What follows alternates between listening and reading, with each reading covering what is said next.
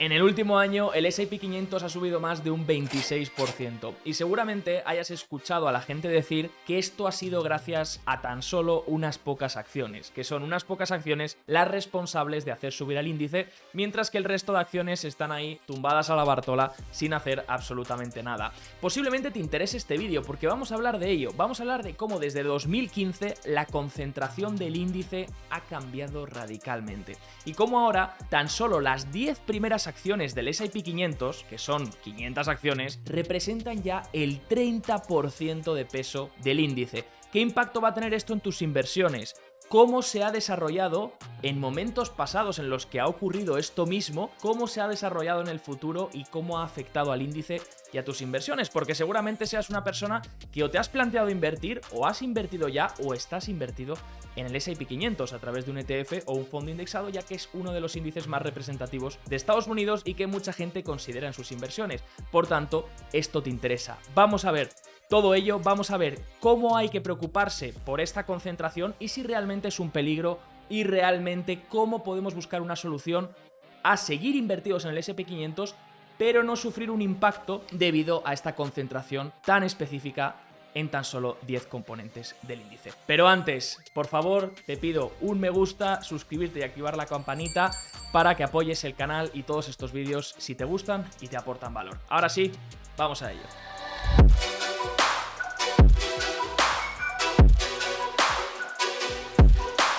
Lo primero tenemos que mirar cómo de concentrado está el índice en estos momentos. Para ello vamos a descargarnos desde el S&P Global, que recordáis es el proveedor que creó el índice S&P 500, de ahí el nombre de S&P Global. Descargamos de su página web todos los pesos de las acciones dentro del índice y he hecho un Excel rápido. Con el Excel rápido he podido montar este gráfico donde vemos dos gráficos importantes. El primero, el peso de los top 10 componentes del S&P 500. He cogido las 10 acciones con más peso principales y he hecho un gráfico. Y como vemos ahí tenemos las 10 primeras acciones, las 10 acciones que más peso tienen sobre el índice Standard & Poor's 500 y vemos que representan ahora mismo, bajo los datos que he cogido, un 32%.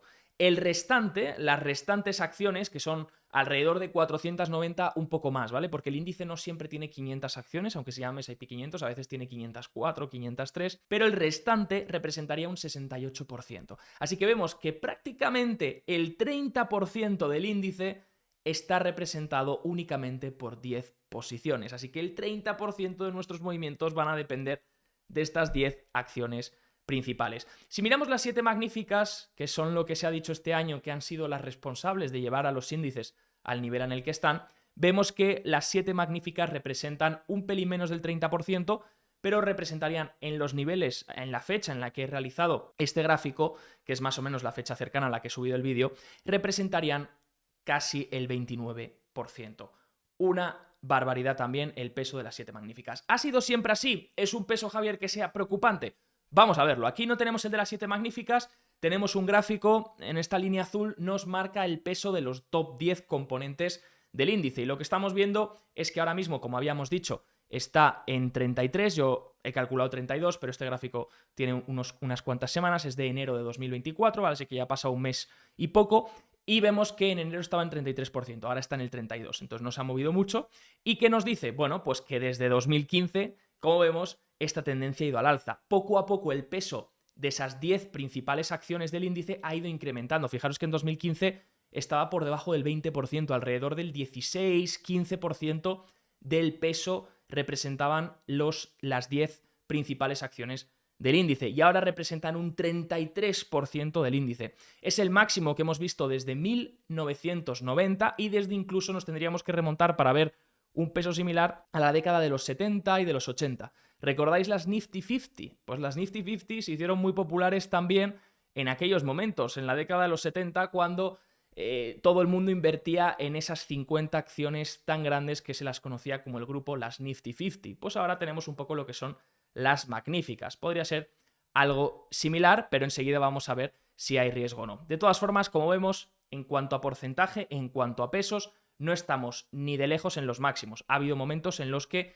ha habido más concentración de las 10 acciones principales del índice, como vemos por ejemplo en la década de los 70 había casi hasta un 35, se llegaba a ver incluso en los años 60 se llegó a ver más del 35% del peso dentro de estos índices. Aquí otro gráfico de JP Morgan nos muestra esas 10 acciones principales que representan un 32,1% y nos ponen que el peso también de las acciones que van desde el top 11 al top 50, que ahora mismo representan un 34,9 únicamente. Fijaros que las top 10 están en su percentil 84, mientras que las que van del top 11 al top 50, las 50 primeras excluyendo las top 10, están en el percentil 16. Eso quiere decir, y de hecho normalmente lo que ocurre, fijaros, y aquí se pueden intentar a lo mejor algunos movimientos, es que cuando el top 10 de las acciones gana tanto peso, las acciones que van desde el top 11 al top 50 suelen ir detrás y ganar también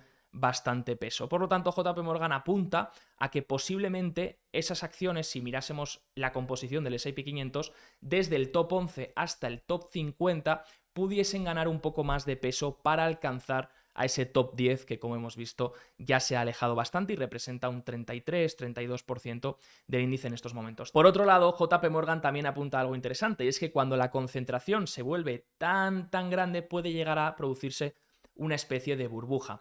Por supuesto, vamos a fijarnos ahora en otro gráfico de FS Investments y como vemos nos dice que a diferencia de lo que ocurrió en el año 2000, donde sí que estaba la burbuja tecnológica y las tecnológicas subían una barbaridad y luego ya sabemos todos lo que pasó, pues a diferencia de la burbuja de los 2000, la expansión de precios ha venido esta vez acompañada de un incremento en los beneficios generados, en los beneficios por acción de este top 10 empresas del índice. Si os fijáis, de hecho, en este gráfico, lo que estamos viendo es que ahora mismo, sí, el market cap del top 10 representa un 30%, pero también los beneficios que este top 10 acciones produce representan un 24,7%. Si nos fijamos en 1990, en 99, en los 2000, lo que vemos es que el precio, el market cap empezó a dispararse, pero los beneficios no igualaron. La cuota de beneficios que representaban esas acciones no crecía al mismo ritmo y por eso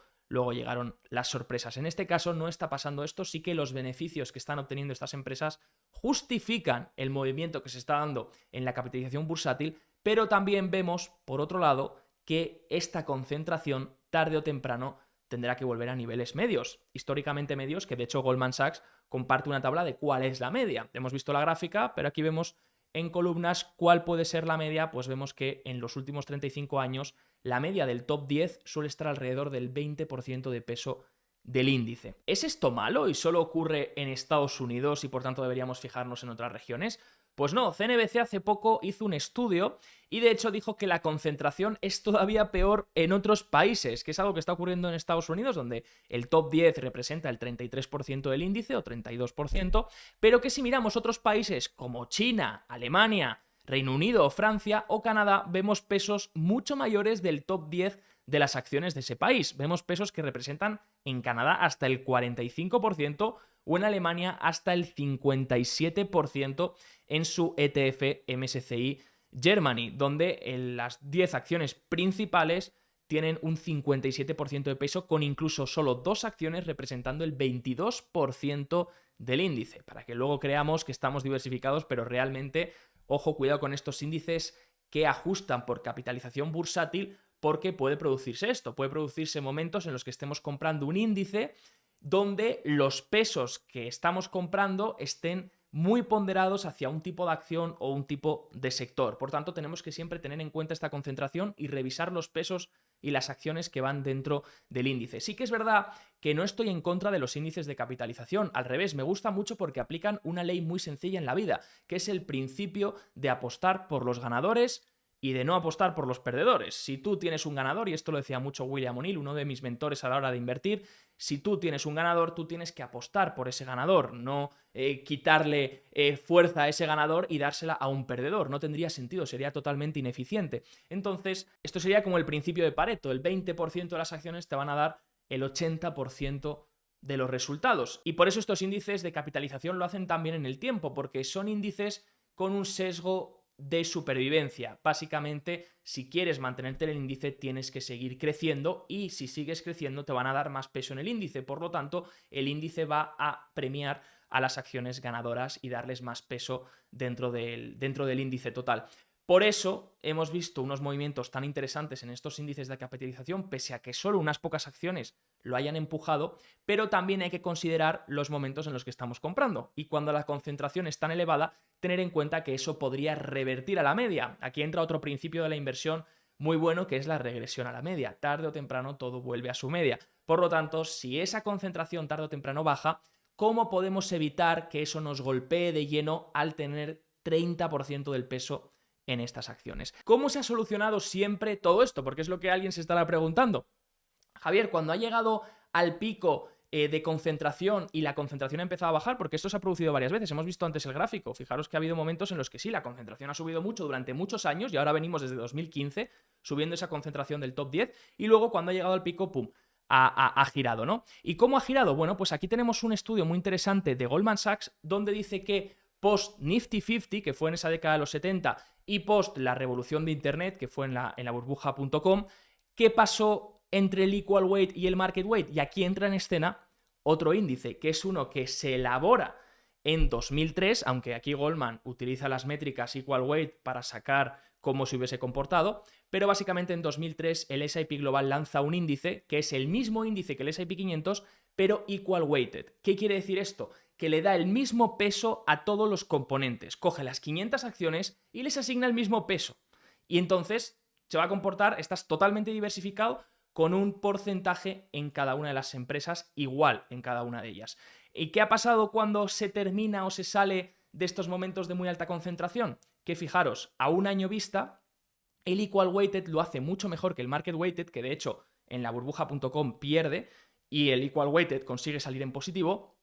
A 3 años anualizado vemos también que ese color azul, que es el equal weighted, lo hace mejor, y a 5 años anualizado vemos que también. Y es que si miramos las gráficas del S&P Global, he sacado tanto el S&P 500 Total Return, he metido todo el retorno, dividendos incluidos, y también con el equal weighted. Y he comparado el S&P 500 ponderado por capitalización en línea azul y el equal weight, el que le da el mismo peso a todas las acciones. Y sí que es verdad que en el último año el S&P 500, el que pondera por capitalización, lo ha hecho mucho mejor que el equal weight. Como veis, 32% mucho mejor que ese 14% que ha hecho el equiponderado, ¿de acuerdo? Que sería la traducción de equal weighted. Sin embargo, si nos remontamos a 2003, que es cuando os he dicho que se creó este índice, lo que vemos es que la rentabilidad anualizada desde 2003 en el equiponderado, en el S&P 500 Equal Weight, es del 11,48%, según un estudio que se ha publicado hace muy poco, se publicó en abril de 2023 por parte de S&P Global, por parte del proveedor de estos índices, y como veis el S&P 500 tiene un retorno anualizado desde esa misma fecha del 10,29%. Así que sí, desde 2015 podríamos decir que si te has ido hacia un índice como el S&P 500 que pondera por capitalización, te ha ido mejor que el equiponderado. Pero desde 2003 el equiponderado no lo ha hecho mal. No lo ha hecho mal y de hecho ha batido al que pondera por capitalización, lo cual a mí me ha sorprendido bastante porque pensaba que cuando ponderas por capitalización, pues obviamente como premias a las acciones que mejor lo hacen, incluso tendrías mucha mejor rentabilidad. Eso nos permite una posible opción y es que fijaros, hay un 71%, pero la media suele ser un poco más elevada, 75-80% de gestores que no baten al S&P 500 equiponderado, al equal weight. Como veis, la mayoría de gestores no bate a este índice. Y ahora vemos el gráfico favorito que quería traeros y es el ratio. Fijaros en el momento en el que estamos, ¿vale? Esto ya lo hemos visto en algunos informes de mercado que hemos ido viendo semanalmente, pero ahora que conocemos que desde 2003 nace este ETF equiponderado, vamos a compararlo con el S&P 500 por capitalización, el S&P 500 que todos conocemos. Y vamos a mirar un ratio. Un ratio lo que mide es la fuerza relativa de uno u otro. Estamos poniendo, por ejemplo, el ratio de RSP, que sería el ETF del Equal Weight, contra el S&P 500, que sería el S&P 500 por capitalización normal y corriente. ¿Vale? ¿Qué vemos en el ratio? Pues vemos que el ratio normalmente va al alza. Eso quiere decir que, como hemos dicho antes y hemos explicado antes, el equiponderado tiende a hacerlo de forma relativa mejor que el S&P 500 por capitalización. Sin embargo, vemos que se producen una serie de cajas importantes. He marcado las cajas, como veis, en negro, y esos son momentos en los que el ratio se gira. Momentos en los que el S&P 500, que se calcula por capitalización, supera al equiponderado. Y como veis, son momentos peculiares. El momento de 2007-2008, 2011, 2016, 2020 y 2022. Momentos en los que algo se ha producido en los mercados, ya sea algo a nivel monetario o algo a nivel crisis financiera, y donde hemos visto que en ese momento el S&P 500 por capitalización ha batido al equiponderado y, como vemos, de forma muy drástica. De hecho, hemos visto que en este último año el equiponderado va muy por detrás de lo que lo hace el S&P 500. En el último año, el S&P 500 Total Return ha tenido un 32% de rentabilidad total, incluyendo dividendos, y el equiponderado una rentabilidad total del 14,22. Así que estamos viendo el doble de diferencia, prácticamente incluso más. Y claro está que estos momentos se han producido a lo largo de la historia, donde pues ha sido mejor tener el S&P 500 normal y corriente que el equiponderado. Sin embargo, cuando el ratio se ha girado tanto y la posición de este top 10, la concentración de estas top 10 acciones dentro del índice S&P 500 es tan elevada, tenemos que estar abiertos a que esto pueda acabar revirtiendo en el futuro. ¿Significa que vaya a revertir ya, Javier, y que ahora el top 10 va a empezar a bajar drásticamente y el S&P 500 lo va a hacer mal? No, ni mucho menos. De hecho, la concentración podría todavía ser incluso mayor, como hemos visto, ya que llegó a niveles mucho más elevados en el pasado. ¿Significa esto que es peligroso? Bueno, en el momento en el que se desalineen el movimiento de la capitalización bursátil con el movimiento de los beneficios empresariales, entonces sí. Pero hasta ahora estamos viendo que, a diferencia de lo que pasó en la burbuja.com, los beneficios también están incrementando su peso dentro de lo que representan del índice. Más del 22% representan los beneficios de este top 10 acciones del índice. Entonces, si tú eres una persona que quiere invertir en el S&P 500 y crees que esta concentración es mala porque no quieres tener el 30% del índice en tan solo 10 acciones, entonces tienes opciones como, por ejemplo, este equiponderado. No haría falta invertir únicamente en el equiponderado, pero en vez de invertir el 100% en el S&P 500 por capitalización, el que conocemos todos y en el que normalmente la gente invierte, podrías meter un 50% de la posición en el equiponderado para no tener ese problema de factor de peso. Y si en el momento ocurre y en el día de mañana esa concentración empieza a reducirse, pues no te verás afectada por la corrección de ese top 10 acciones del índice. Entonces, simplemente quería traerte esto a modo educativo, no significa ni mucho menos una recomendación de compra, simplemente para que tengas en mente que existen otros índices que también te pueden dar otras opciones, en este caso, como por ejemplo la del tema de los pesos. Espero que el vídeo te haya gustado. Si es así, coméntame tú qué opinas de esta concentración. ¿Crees que va a ir a más? ¿Crees que va a girarse en algún momento? ¿O es el nuevo paradigma, que solo unas pocas acciones dominen el mundo? Coméntame qué te ha parecido. Te recuerdo, antes de irme, que abajo en la descripción tienes acceso a nuestro curso gratuito por si quieres empezar a invertir y formarte por tu cuenta. Y me despido, como siempre, un abrazo enorme, familia. Nos vemos en el siguiente vídeo. Chao, chao.